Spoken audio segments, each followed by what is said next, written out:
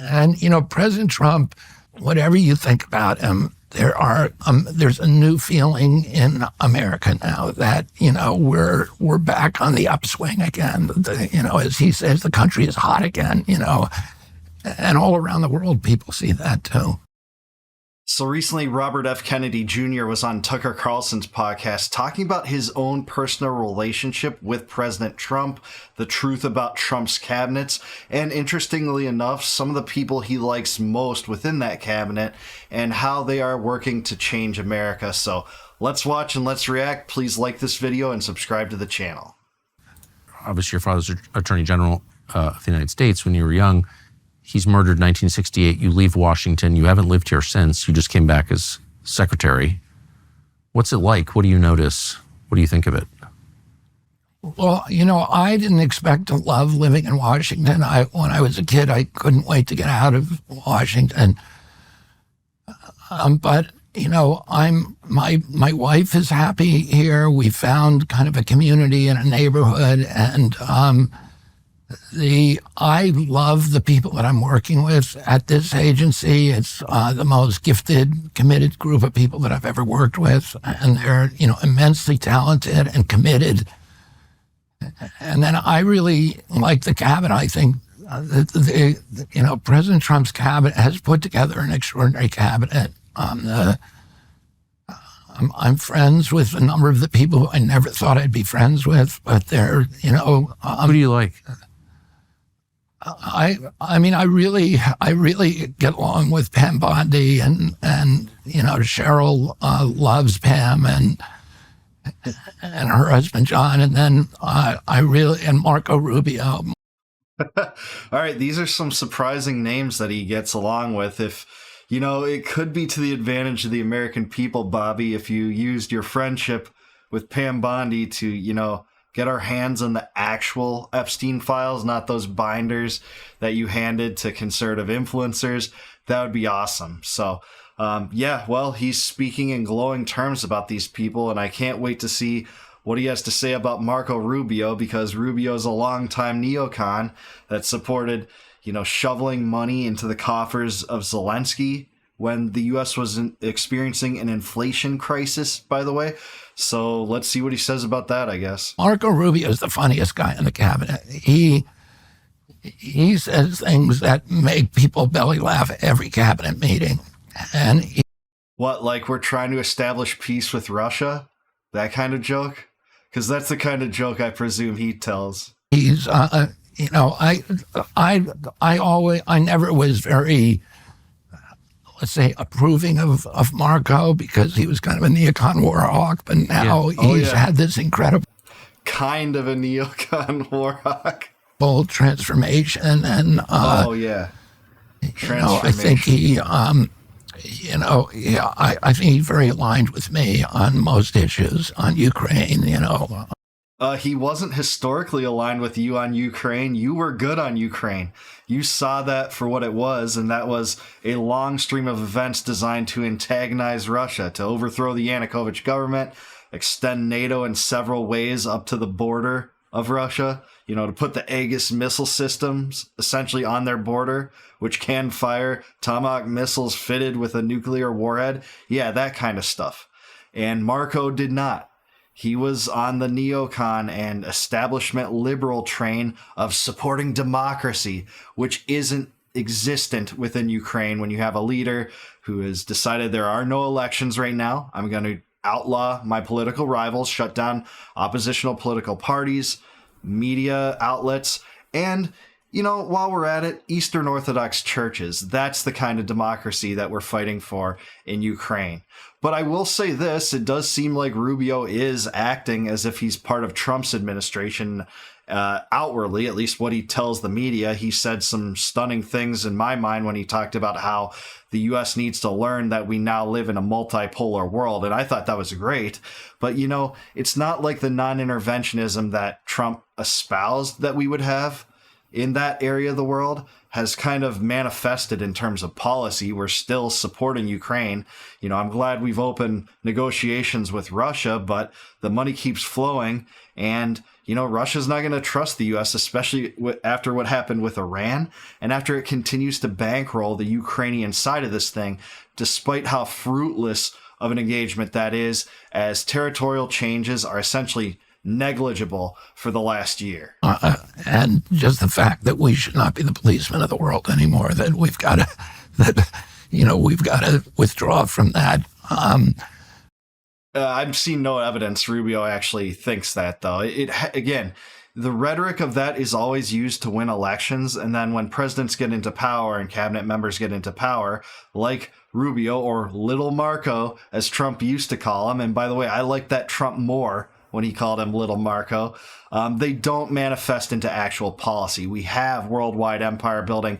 We have foreign bases in every corner of the world, U.S. troops deployed around the world, involved in proxy wars, not only in Israel, but also Yemen on behalf of the Saudis, and now Ukraine for the last few years. It's a lucrative venture. They won an endless war, not a successful war. We know that from Julian Assange and what he talked about in Afghanistan. Well, the same is true in Ukraine, and Marco Rubio is a big part of that.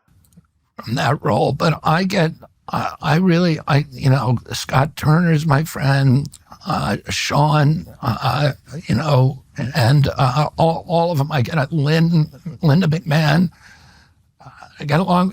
One of the things with President Trump is that he really knows how to pick talent, and and I'm not talking about me, but the other people on there. When you sit in those cabinet meetings, and every one of those people is incredibly erudite and just fluid in the way that they speak, and very, very comfortable. And one of the things that President Trump did when he picked the cabinet, and I was on the transition team, so I watched what he was doing.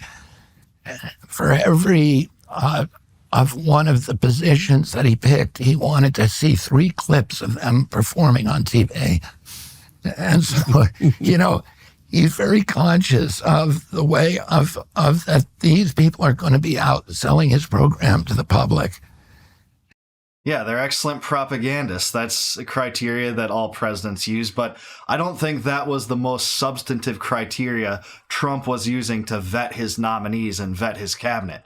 What the most substantive criteria is how closely they are attuned to the interests of Israel and Netanyahu and AIPAC, because his cabinet is full of Zionists. There's no exceptions. That was the single prerequisite to be in Trump's cabinet, not that you present well. You think that Mike Huckabee presents well? You think that Pam Bondi presents well? Mike Waltz? I don't think they present well. Maybe they do to certain sectors of the population, but certainly not to me, especially when we get, multiple stories on the Epstein files between Pam Bondi and Kash Patel. They're both running in circles and can't quite align on that whole narrative and what exists and what the American public will see. But yeah, the biggest criteria Trump clearly used for his cabinet is adherence to the modern Israeli state and the Israel first mentality. That said, I'm sure some of them do have talents in various ways, but, I haven't seen that become good policy in terms of a true dissident's sensibilities and worldview anyway. And that he needs people who are, good salespeople, not only good administrators, but that they can communicate a message to the public. And I think this time around, everybody tells me it's completely different than the last administration because he had so much time to grow and to learn and to, figure out how to do this right. And, we need a revolution in this country. We've got a $34 trillion debt. It's more like 37 trillion, and that is partially because of Trump, who drags patriots like Massey for daring to oppose his outrageous spending sprees and extending the Biden CR, which he whipped Republicans to support. And if you didn't support it, guess what? He drug you through Truth Social tweets and said he was going to primary you, like Massey. He's doing it again now once Massey stood up to him, and his unprovoked bombing strike against Iran, which isn't permissible under the Constitution. And by the way, I'll remind you, Republicans, you complained about it when Biden and Obama did that, and you were right to complain about that at that time. Well, guess what? He didn't have constitutional license for it. I don't care how much you love Trump. So yeah, he is, partially responsible for this debt. His first administration spent more than any administration for it. And there he did the same thing too. He whipped Republicans to vote for CARES, the biggest transfer of wealth from the middle class to the rich in U.S. history, and established a precedent for UBI for the first time ever, as if we weren't spending enough already, and as if Democrats won't latch on to that in the future and say, hey, we need to expand these Trump bucks into a full-fledged UBI project where the money gets sent out every single month. That will happen, I guarantee it. We're spending $2 trillion more a year than we got. We're borrowing it from China and from Saudi Arabia and Japan. We have a $1.2 trillion trade deficit. And, a lot of people are... That's inconsequential. It doesn't matter if we have a trade deficit.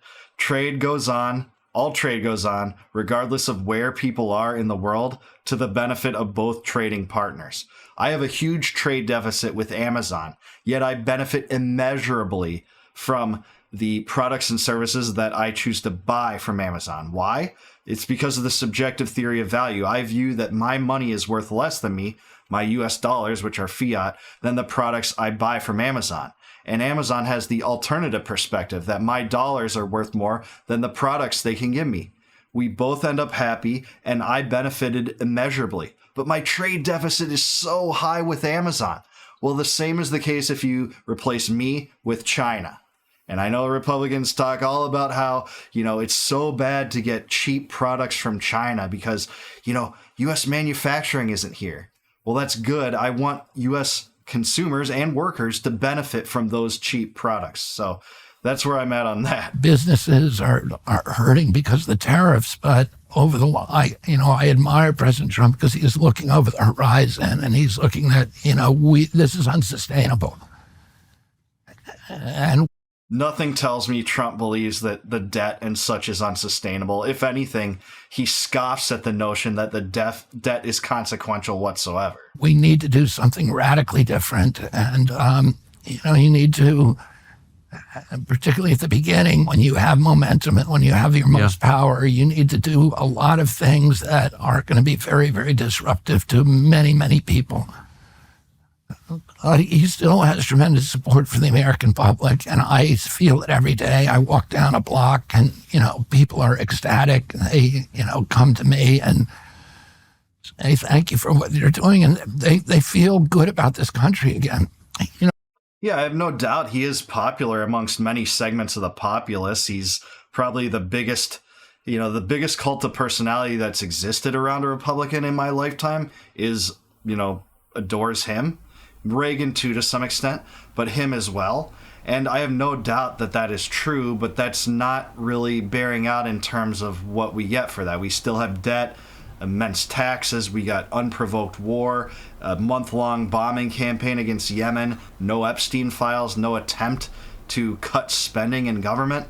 There's been, $9 billion's worth of Doge cuts have even been legalized and sent through Congress and passed, and they projected $2 trillion in cuts, and Trump just doesn't seem to care. Even Musk realized that by the end. Oh, I'll just tell you another anecdote if we have time.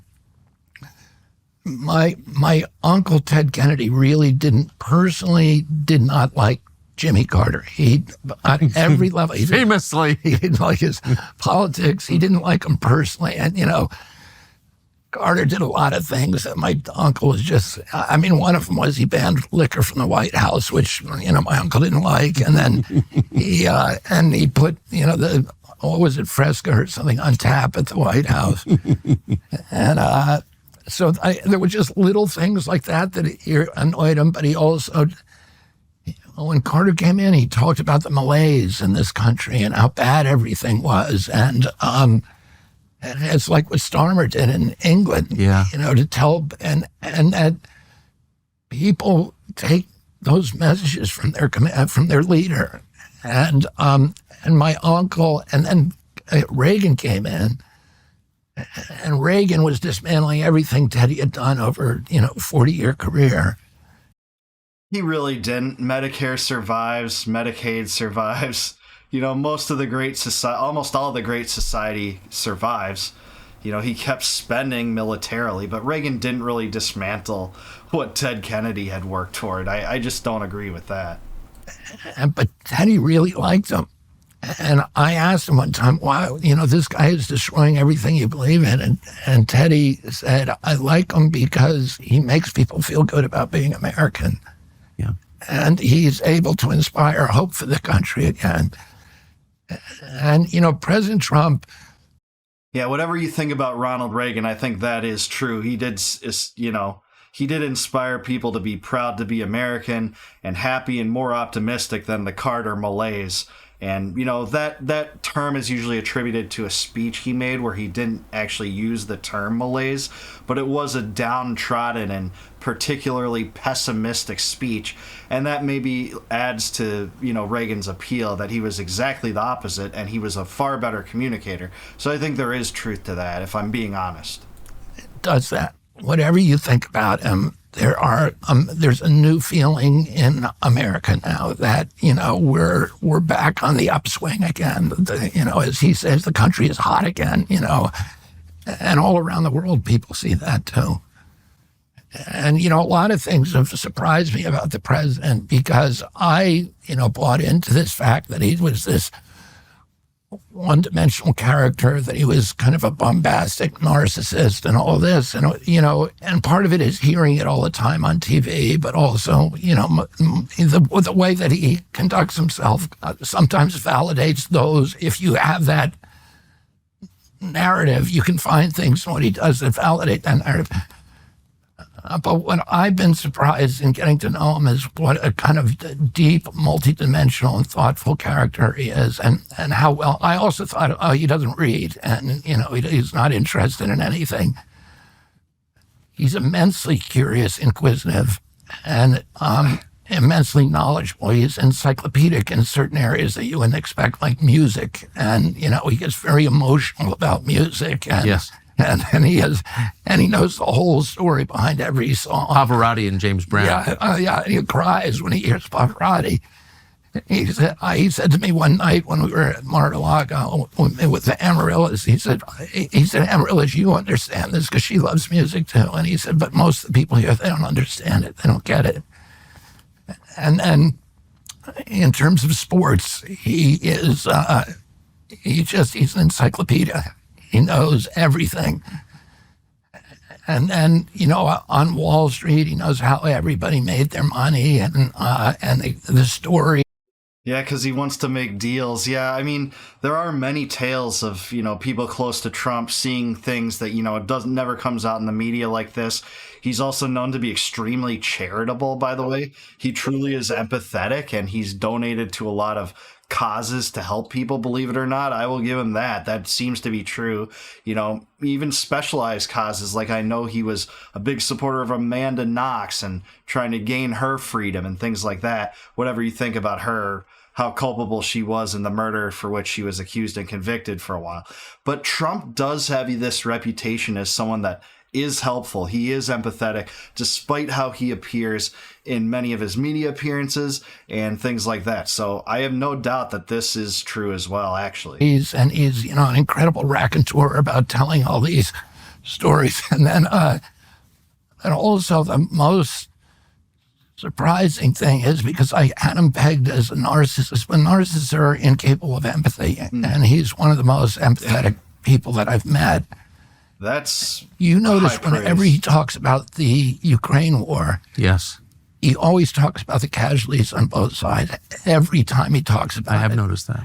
And he does that in every theater. He talks about how human beings are affected by it, That I am very thankful for, and I've picked up on that too. I don't know about every single time he talks about it, but Trump does make it known that he just wants people to stop dying, and that's perfect messaging. We haven't seen it play out in policy. He could do that if he withdraws all aid from Ukraine. It would force a peace. Zelensky's hands would be tied. The Europeans could bail him out if they want, but they won't. No one wants to send in their own troops into this hot war with Russia, especially because of the NATO treaty and Article 5, and the idea of a no-fly zone over Ukraine is preposterous too. So But Trump could do that. He could stop that killing if he pursues the right path. But he does use good rhetoric in that regard. And he separated himself completely from both Biden and Harris in the election season when he did talk about it in that way. So that's correct. Whether it's vaccines or Medicaid or Medicare, he's always thinking about how this impacts the little guy. And, you know, the Democrats have him pegged as a guy who's sort of sitting, you know, in the cabinet meeting talking about how can we make billionaires richer. He's the opposite of that. He's a genuine populist. Yeah, I have to agree that he does seem to care about workers in America in general. He's a deal maker that's worked with some of the richest people in the world, but he does appeal to the common man who, you know, a lot of which supports the protectionist economic policies he espouses, you know, the immigration policies he espouses, and just his cultural stances and leanings against wokeness and such like that. He definitely does appeal to workers in that way. So, yeah, I think there's merit to this, too. And, you know, like all of us, we're all flawed characters in one way or another. But I think he's really the uniquely right person for this country right now, because we were in a death spiral, and not only just, you know, morale, but also just, well, you know, the deficits are, you know, who could ever, would you believe we'd ever have a president in our lifetime who would actually be addressing, you know, the costs of government in a dramatic way? No. What? He is not addressing the costs of government in a dramatic way whatsoever.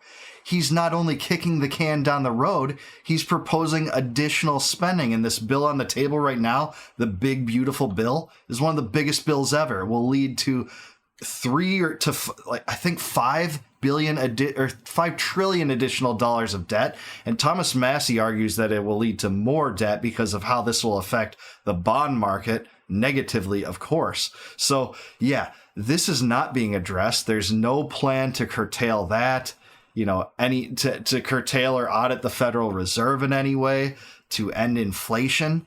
We want to bring up prices through the tariffs. It just seems nuts to me that this is actually his perspective. If he actually believes Trump's trying to curtail debt and spending, that doesn't seem to be happening at all. And he's just trying to destroy politically anyone that's trying to do that, again, like Massey and Rand Paul.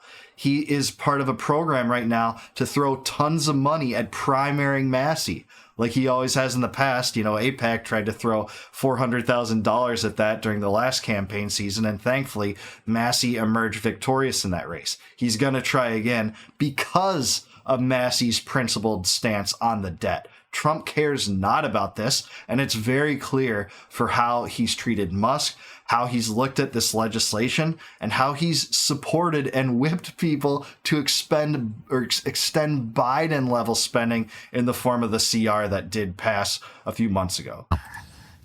And the trade deficits, how could you ever cure that? They're just too entrenched, and so many people, you know, making money and on them. But meanwhile, us all going to hell in a handbasket. And, you know, so I think he's doing stuff at great political cost to him that is going to benefit this country 10 years from now and 20 years from now. And, you know, I'm really proud to be part of it. Well, from the dissident perspective, I don't think he's doing much that will benefit this country when it comes to debt, when it comes to war, flirting with a new regime change war, putting that notion and that idea on the table via Truth Social and this recent Truth Social post in this war versus Iran on behalf of the Israelis. And he showed he was willing to undermine U.S. foreign policy aims by shelving discussions with Iran to do that, when initially we wanted a new JCPOA, you know, one that would be more advantageous in his mind than Obama's. It would have a few new bells and whistles so he could sell the fact, I'm a better negotiator than Obama, look what I got. Well, instead of that, he just shelved that for the sake of getting involved in military operations for Israel, to take eyes off the genocide in Gaza, which he bankrolls as well. He's not the only one. All U.S. presidents have essentially done that. He has ramped up spending and been fine with it. And he's boasted about how close he is with Netanyahu. And he allowed Netanyahu to violate the ceasefire in Gaza that he orchestrated as he stepped in to the White House for a second term.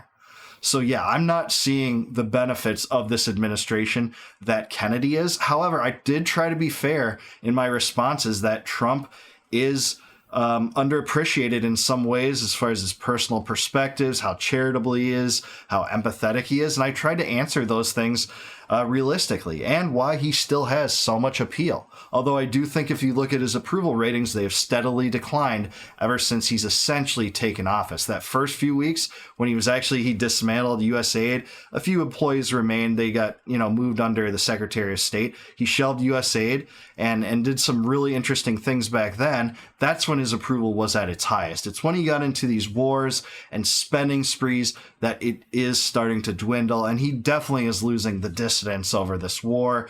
The spending, how he's treating Massey, the lack of delivering the Epstein files, but he did withdraw the U.S. from the WHO, and that's great too. I made a video on that, and dismantling USAID, which I just talked about, and releasing the JFK files, which is excellent. That did glean a lot more information. So what do you think? Am I too hard on Trump? Am I too hard on RFK Jr.? Any areas that you disagree with me on? Let me know in the comments below. Please like this video and subscribe to the channel. Subscribe to Tucker. He's great too. And consider becoming a YouTube member or a Patreon patron. If you become a YouTube member and support the channel that way, I very much appreciate it. And you get the benefit of watching all of my videos in advance of their actual release. So with that said, until I see you guys next time, no more war, no more debt, no more inflation, and no more empire. Peace out, guys. Catch you in the next one.